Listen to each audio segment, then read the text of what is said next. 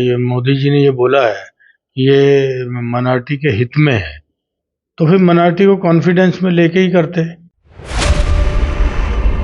तो अगर ये इतना ही अच्छा बिल था तो फिर सड़कों पे अब प्रदर्शन क्यों हो रहे हैं?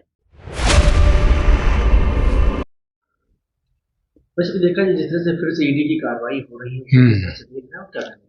नहीं, ये कंटिन्यू केस तो चल ही रहा था। उन्होंने क्योंकि ये अभी चार्जशीट फाइल किया है, अब केस चलेगा तो हम लोग लीगल जो मेजर हैं वो लेंगे हम लोग।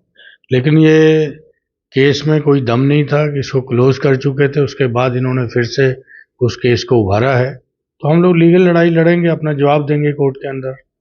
सर वक्त आने के बाद से सीएम योगी और मोदी दोनों लोगों का अलग अलग भाषण सामने आ रहा है। योगी जी का कहना है कि लातों की भूत बातों से नहीं मानते, तो वहीं उसके बाद पीएम मोदी का भाषण सामने आया कि वक्त के बाद से अब मुसलमानों को साइकिल का पंचर बनाकर जीवन नहीं व्यतीत करना पड़ेगा। देखिए, मैं कहता हूँ कोई भी बिल लाओ पास, क्योंकि मेजोरिटी है, आपने पास करा लिया, लेकिन जन भावना के अनुरूप ही मतलब काम होना चाहिए।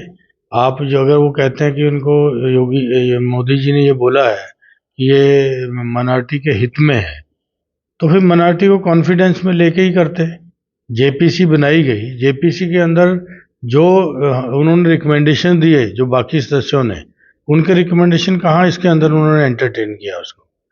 तो अगर ये इतना ही अच्छा बिल था तो फिर सड़कों पे अब प्रदर्शन क्यों हो रहे हैं?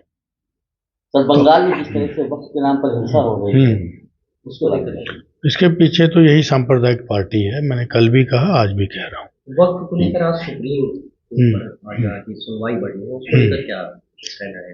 देखो, इसके पहले ही आपको किरण रिजिजू जी का क्या स्टेटमेंट आया, आपने देखा?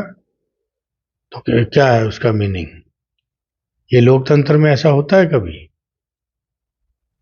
तो ये तो आप धमकी दे रहे हैं वो सीधा सीधा। ठीक है, ऐसा तो फिर सुप्रीम कोर्ट में गया तो सुप्रीम कोर्ट को लेने दो फैसला।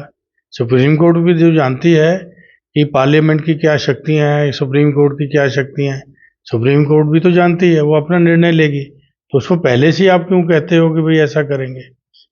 तो ये चीज़ें ठीक नहीं, लोकतंत्र के लिए ऐसी चीज़ें ठीक नहीं होती हैं।